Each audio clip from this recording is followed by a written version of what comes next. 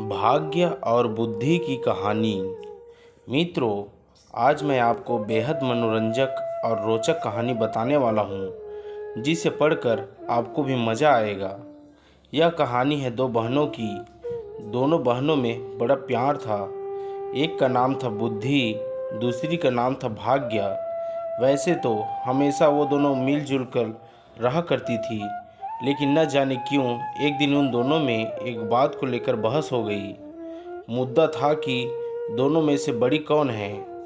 दोनों को ही नहीं पता था कि कौन बड़ी है, इसलिए वो दोनों ही अपने अपने बड़े होने का दावा कर रही थी।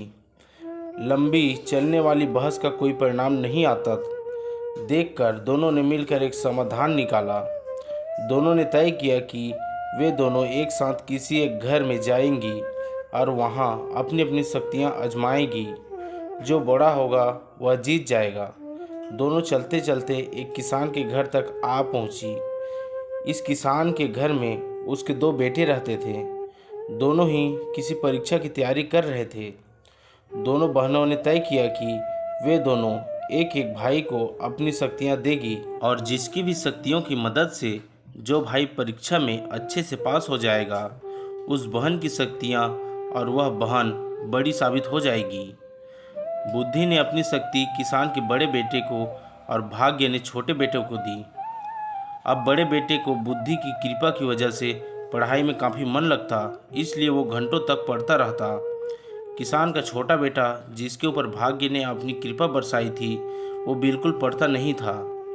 जल्द ही वो दिन भी आ गया जब बड़े भाई और फिर छोटे भाई की परीक्षा होनी थी। बड़ा भाई, जिस पर बुद्धि की कृपा थी, उसने जब अपना पेपर देखा तो बदनसीबी से सभी वही सवाल आए थे जो उसने पढ़े नहीं थे या तो पढ़ नहीं पाया था। अगले दिन भाग्य की कृपा के साथ छोटा भाई परीक्षा देने गया। भाग्य उसके साथ था, इसलिए उसके पेपर में सबसे आसान प्रश्न पूछे गए थे, लेकिन सब व्यर्थ था क्योंकि उसने कुछ भी नहीं पढ़ा था। वो पछताने लगा और सोचने लगा कि उसने थोड़ी सी भी बुद्धि पढ़ाई में लगाई होती तो आज वो आसानी से पास हो जाता।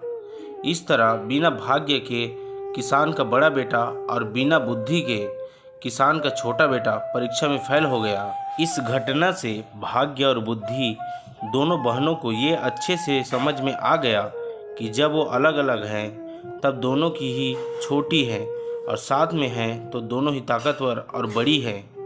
बड़ी सरल बात ये कहानी हमें सिखाती है कि हमें भाग्य और मेहनत दोनों को ही अहमियत देना चाहिए।